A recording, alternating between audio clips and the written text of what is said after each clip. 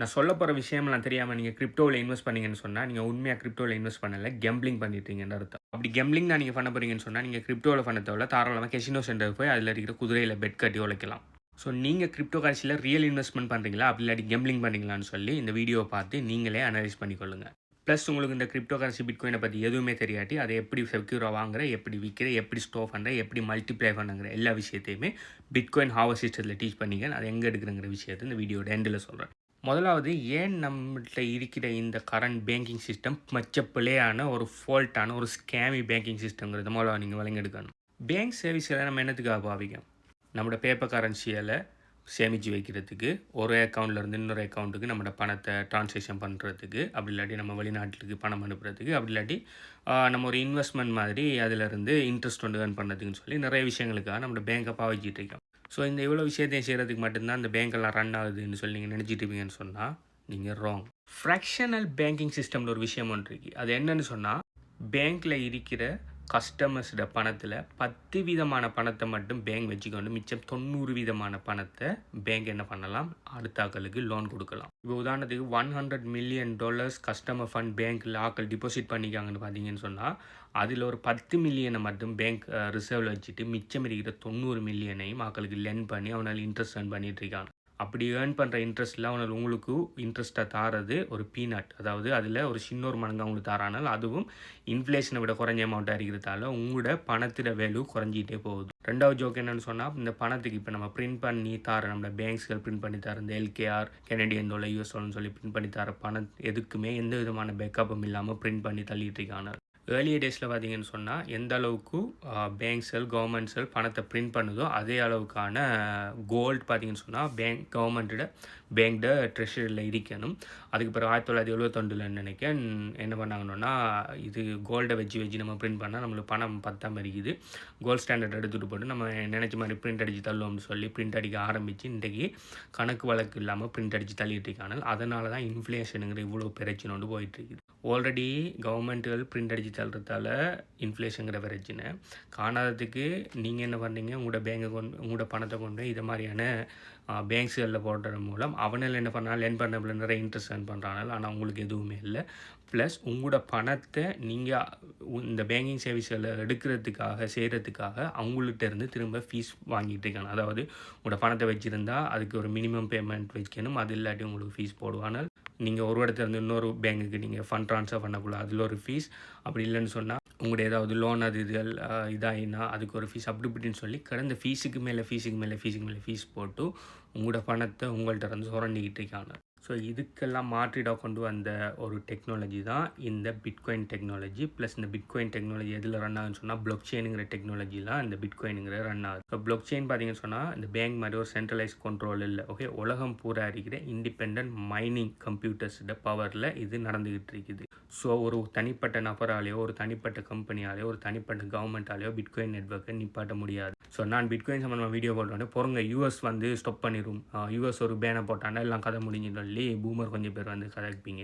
யூஎஸ்ஆல எந்த நாடு நினைச்சாலும் பிட்காயினை நிப்பாட்ட முடியாது. என்ன காரணம்னு சொன்னால், பிட்காயினை நிப்பாட்டணும்னு சொன்னால் உலகம் பூரா இது எலக்ட்ரிசிட்டி ஸ்டாப் ஆகணும். உலகம் பூரா ஒரே டைமில் எலக்ட்ரிசிட்டியை நீங்கள் ஸ்டாப் பண்ணினாலும் பிட்காயின் நெட்வொர்க்கை ஒரு கொஞ்ச நேரத்தை தான் நிப்பாட்டி வைக்கலாம். அதுக்கு பிறகு பார்த்தீங்கன்னு சொன்னால் ரினியூவபிள் எனர்ஜி ஜென்ரேட்டர் அப்படி இப்படின்னு சொல்லி திரும்ப பிட்காயின் நெட்வொர்க் ஆரம்பிச்சிடும். ஸோ ஒரு தனிப்பட்ட நபரால் ஒரு இதால் நிப்பாட்ட முடியாது. என்ன காரணம்னு சொன்னால், இந்த பிளாக் செயின் டெக்னாலஜி உலகம் பூரா இருக்கிற மைனர்ஸ்ட ரெக்கார்டு இருக்கும். ஒரு ஆளோ ஒரு தனிப்பட்ட நபரோ ஒரு தனிப்பட்ட என்டிட்டியோ அதை மெனிப்புலேட் பண்ண முடியாது. ஸோ இது சம்மந்தமாக மேலே டீட்டெயில்ஸ் ஒன்று சொன்னால் பிட்காயின் ஒயிட் பேப்பர்னு சொல்லி நீங்கள் சர்ச் பண்ணி அதை படிக்கிங்கன்னு சொன்னால் உங்களுக்கு கொஞ்சம் இங்கிலீஷில் அநேகமான வீடியோஸ் இருக்குது. அதை கொஞ்சம் படிச்சிங்கன்னு சொன்னால் இது எப்படி ஒர்க் ஆகுது, இந்த பிளாக் செயின் டெக்னாலஜி எப்படி ஒர்க் ஆகுது, ஏன் இது 15 வருஷமாக பிட்காயின் வந்து 15 வருஷத்துக்கு மேலே ஆகுது, ஏன் இன்னும் ஒரு ஆளால் கூட இதை ஹெக் பண்ண முடியாமல் இருக்குது, எந்த கவர்மெண்ட்டால் கூட ஏன் இதை நிப்பாட்டே இல்லாமல் இருக்குங்கிறது உங்களுக்கு வழங்கும். ஸோ சென்ட்ரலைஸ் பேங்குகள் கவர்மெண்ட்டுகள் இந்த பேப்பர் கரன்சிகள் மாதிரி எந்த விதமான ஃப்ளோவும் இல்லை. இதில் பார்த்தீங்கன்னு சொன்னால் ஒரு தனிப்பட்ட நபர கண்ட்ரோல் இல்லை பிட்காயினுக்கு. நீங்கள் ஒரு இடத்துலேருந்து எந்த உலகத்தில் எந்த மூலையில் யாருக்கு வேணுனாலும் அனுப்பிக்கொள்ளலாம் சின்ன ஒரு ஃபீஸில். அடுத்தது யாரும் உங்களோட டிரான்சாக்ஷனை நிப்பாட்டையில, நீ இவருக்கு பணம் அனுப்பப்படா, நீ என்னத்துக்கு அனுப்புறேன்னு சொல்லி யாரும் உங்களோட பணத்தை கொஷன் பண்ணலாம், ப்ளாக் பண்ணலாம். ப்ளஸ் நீங்கள் சென்ட்ரலைஸ் பேங்குகளுக்கு கூட நீங்கள் பணத்தை அனுப்பக்குள்ள நீங்கள் இன்றைக்கு அனுப்பினா ஒரு ஒர்க்கிங் டேஸ் 3-4 நாள் ஆகும். ஆனால் பிட்காயின் அனுப்பக்குள்ள ஒரு 5 மினிட்ஸில் போய் சேர்ந்துடும். அதுவும் லைட்னிங் நெட்வொர்க் போன்ற விஷயத்துக்குள்ள அனுப்பினீங்கன்னா இன்ஸ்டண்ட்டாகவே பிட்காயின் போய் சேர்ந்துடும். ப்ளஸ் பேங்க்ஸ்கள் மாதிரி உங்களோட பணத்தை எடுத்து அவங்க லெண்ட் பண்ணி அவங்க விளையாடையலாம். ஓகே, உங்களோட பணம் உங்களோட கண்ட்ரோல்லாம் இருக்கும். நீங்கள் உங்களோட நான் கஸ்டோடியல் வாலெட்டில் நீங்கள் பத்திரமா நீங்கள் வச்சிருக்கிற கிரிப்டோ உங்கள்கிட்ட 100% உங்கள்கிட்ட இருக்கும். அதை யாருமே விளையாடையலாம். ப்ளஸ் பிட்காயினுங்கிறது தனியாக ட்ரான்சாக்ஷனுக்கு மட்டும் பயன்படுத்தாமல் ப்ளஸ் இது ஒரு ஸ்டோர் ஆஃப் வேல்யூங்கிறதால, இது ஒரு லிமிட்டட் சப்ளையில் இருக்கிறதால இதில் பெறுமதி ஓவராலாக பார்க்கக்குள்ள கூட்டிகிட்டு போகுது. எப்படி நம்மளோட பேப்பர் கரன்சி எல்லாம் ஓவராலாக நம்ம அதில் பெறுமதி குறைஞ்சிட்டு போகுது. ஏன்னா அன்லிமிட்டடாக இவனுங்கள் கவர்மெண்ட்டுகள் என்ன செஞ்சுட்டு இருக்காங்க, பணத்தை பிரிண்ட் பண்ணிட்டு இருக்காங்க, எந்த வித பேக்கப்பும் இல்லாமல். அதனால தான் ஒரு 100 ரூபாய்க்கு நீங்கள் 5 வருஷத்துக்கு முதல் வாங்கின பொருள் இன்றைக்கு வாங்க முடியுதில்லை. இன்னொரு 5 வருஷத்தில் இப்போ வாங்குகிற பொருளை கூட வாங்க இல்லாமல் இருக்கும். என்ன காரணம்னு சொன்னால் அன்லிமிட்டட் சப்ளையில் இன்ஃப்ளேஷன் பண்ணிட்டு போகிறாங்க பணத்தை. ஆனால் அந்த கேஸ் பிட்காயினுக்கு இல்லை. ஏன்னா பிட்காயின் டோட்டல் சப்ளை 21 மில்லியன் தான் வாரத்துக்கு இருக்குது. அதை தாண்டி 1 மில்லியன் கூட ஒரு எக்ஸ்ட்ரா பிட்காயின் கூட யாராலையுமே உருவாக்க முடியாது. ஸோ நீங்கள் கிரிப்டோக்குள்ளே இன்வெஸ்ட் பண்ணிங்கன்னா கிரிப்டோ ஏன் ஒர்க் ஆகுது, ஒவ்வொரு கிரிப்டோ கரன்சியும் என்ன பர்பஸுக்காக உருவாக்கப்பட்டிருக்குது, என்ன காரணத்துக்காக நம்மளுக்கு பிட்காயின் தேவைங்கிற விஷயத்தை தெரிஞ்சுட்டு நீங்கள் கிரிப்டோ கரன்சியில் இன்வெஸ்ட் பண்ணிக்கணும்னா ரியல் இன்வெஸ்டிங். அதை விட்டு போட்டு அவன் சொல்கிறான் இவன் சொல்கிறான். அந்த ஒரு யூடியூபர் வந்து இந்த மீம் கோயினை வாங்க சொன்னால் 100x போகணுன்னா $10 போட்டால் $10,000 ஆக்கலாம்னு சொன்னால் அதை நம்பி காசு ஓட்டேன். இப்போ இது $10 $1 பெறுமதி இல்லாமல் கிடக்குன்னு சொல்லி இதுதான் பிரச்சனை. இங்கே வர பிரச்சனைன்னு சொன்னால் போதிய அளவான நாலேஜ் இல்லாமல் அவன் சொல்கிறதுக்காக நீங்கள் இன்வெஸ்ட் பண்ண போனீங்கன்னு சொன்னால் அதில் பேர் தான் கேம்பிளிங். ஸோ பிட்காயினுங்கிறது கிரிப்டோ கரன்சியில் இருக்கிற முதல்ல உருவாக்கப்பட்ட காயின். இதுதான் நம்பர் 1 காயின். இதை தாண்டி நிறைய கிரிப்டோ கரன்சியில் இருக்குது. எத்தூரியம், சோலனா, நொலி, நிறைய கிரிப்டோ கரன்சியில் இருக்குது. அதெல்லாம் பார்த்தீங்கன்னு சொன்னால் ஒவ்வொரு கிரிப்டோக்கு பின்னால் ஒவ்வொரு கம்பெனி இருக்குது, ஒவ்வொரு ப்ராப்ளத்தை சால்வ் பண்ணுறாங்க. எத்தூரியம் பார்த்தீங்கன்னு சொன்னால் ஒரு ஸ்மார்ட் கான்ட்ராக்ட் டீசென்ட்ரல் அப்ளிகேஷனை பில்ட் பண்ணுற ஒரு சாஃப்ட்வேர். அதே மாதிரி வேன்னு சொல்லி இன்னொரு இது ஒன்று இருக்குது. டீசென்ட்ரலைஸ்டாக இது லெண்டிங் அண்ட் பரோவிங்கை செய்கிற ஒரு டீசென்ட்ரலைஸ்ட் மெத்தட் உண்டு. ஸோ அப்படி ஒவ்வொரு கிரிப்டோ கரன்சி பின்னால் ஒவ்வொரு பர்பஸ் இருக்குது, ஒவ்வொரு ப்ராப்ளத்தை சால்வ் பண்ணாங்க. ஆனால் சில மீம் கோயின்கள் பார்த்தீங்கன்னு சொன்னால் சும்மா செல்ல பிராணிகள பேரில் அது இதுன்னு சொல்லி க்ரியேட் பண்ணி சும்மா ஹைப்பில் என்ன செய்வானுன்னா ஆக்களை பே காட்டி கேம்பிளிங் பண்ணிட்டு இருப்பாங்க. அதே மாதிரி இல்லையா போய் இன்வெஸ்ட் பண்ணாங்க. அநேகமானவர்கள் இந்த மாதிரி வீடியோ போட்டோடனே அந்த கோயினை வாங்கியா, இந்த கோயினை வாங்கியா, இதில் போட்டால் என் பணம் பெருகுமா, இதில் போட்டால் என் பணம் 10x ஆகுமான்னு சொல்லி இந்த மாதிரி கொஸ்டின் எல்லாம் கேட்காதீங்க. முதலாவது நீங்கள் என்ன செய்யணும்னா முதலாவது ஒரு கோயின் எடுத்தீங்கன்னா அதுக்கு ப்ராப்பராக ஃபண்டமெண்டல் அனாலிசிஸ் பண்ணணும். ஃபண்டமெண்டல் அனாலிசிஸ் என்னென்னு சொன்னால் நீங்கள் எந்த கோயினை வாங்க போகிறீங்க அந்த கோயின் சம்மந்தமாக ஃபுல் ரிசர்ச் பண்ணணும். என்ன காரணத்துக்கு அந்த கோயின் உருவாக்கப்பட்டிருக்கு, என்ன ப்ராப்ளத்தை சால்வ் பண்ணாங்க, அதோட டீம் எப்படி இருக்காங்க, அதோட ஏர்லி இன்வெஸ்டர்ஸ் யார், அவங்க டம்ப் பண்ணுற சான்ஸ் இருக்குதா, அதோட டோக்கனமிக்ஸ் என்ன, அது ஃபிக்ஸ் சப்ளையா அன்லிமிட்டட் சப்ளையா, இது சொல்லி எல்லா விஷயத்தையும் நீங்கள் ஸ்டடி பண்ணி தான் ஒரு கிரிப்டோவில் நீங்கள் இன்வெஸ்ட் பண்ணணும். அப்படி இன்வெஸ்ட் பண்ணிங்கன்னு சொன்னால் நீங்கள் உண்மையாக இன்வெஸ்ட் பண்ணுங்கள். அப்படி செய்யாட்டி நீங்கள் என்ன செய்யணும்னா கேம்பிளிங் பண்ணுங்கன்னு அர்த்தம். அதுக்கு பதிலாக நீங்கள் கசினோ சென்டருக்கு போய்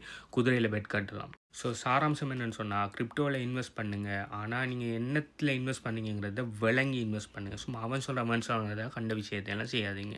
உங்களுக்கு கிரிப்டோ கரன்சி அப்படி பிட்காயின் பற்றி எதுவுமே தெரியாது, அதை இதை ப்ராப்பராக படிக்கணுன்னு ஆசைப்பட்றீங்க, அதை எங்கேருந்து ஸ்டார்ட் பண்ணுன்னு தெரியாட்டி உங்களுக்கு ஒரு குட் நியூஸ். பிட்காயின் ஹாவர் சிஸ்டத்தில் இது எல்லாத்தையுமே 100% ஃப்ரீயாக டீச் பண்ணியிருக்கிறேன். அதில் பார்த்தீங்கன்னு சொன்னால் பிட்காயின் கிரிப்டோ கரன்சி எப்படி சேஃபான மெத்தடில் வாங்குகிற, கிரிப்டோ கரன்சி எப்படி சேஃபாக நான் கஸ்டோடியல் வாலெட்டில் பத்திரமா வைக்கிற, ப்ளஸ் கிரிப்டோ அதாவது பிட்காயினை வச்சு எப்படி பெசிவ் இன்கம் பண்ண, பிட்காயினை எப்படி அக்யூமுலேட் பண்ணுற, ப்ளஸ் அதை எப்படி ஸ்கேல் பண்ணுன்னு சொல்லி எல்லா விஷயத்தையுமே 100% ஃப்ரீயாக நான் டீச் பண்ணிங்க பிட்காயின் ஹாவர் சிஸ்டத்தில். அதோட டீட்டெயில்ஸ் வேணும்னு சொன்னால் ஏன்னு உங்களுக்கு அந்த சிஸ்டம் வேணும்னு சொல்லி கீழே கமெண்ட் பண்ணுங்கள். உங்களோட ரீசன் நல்ல வேல்யூபிளான ரீசன் ஆகிடுக்குன்னு சொன்னால் அந்த சிஸ்டத்தை எங்கே எடுக்கிறேன்னு சொல்லி நான் டீட்டெயில்ஸ் தரேன். ப்ளஸ் நீங்கள் கிரிப்டோ கரன்சியில் நீங்கள் உங்களோட ப்ராப்பரான ஃபண்டமெண்டல் அனாலிசிஸ் பண்ணி கிரிப்டோ கரன்சியில் இன்வெஸ்ட் பண்ணுறேன், அப்படி அடுத்தவங்க சொல்கிறாங்கிறதுக்காக நீங்கள் கிரிப்டோவில் இன்வெஸ்ட் பண்ணியான்னு சொல்லி நீங்கள் என்ன நினைக்கிறத கீழே கமெண்ட் பண்ணுங்கள். பை.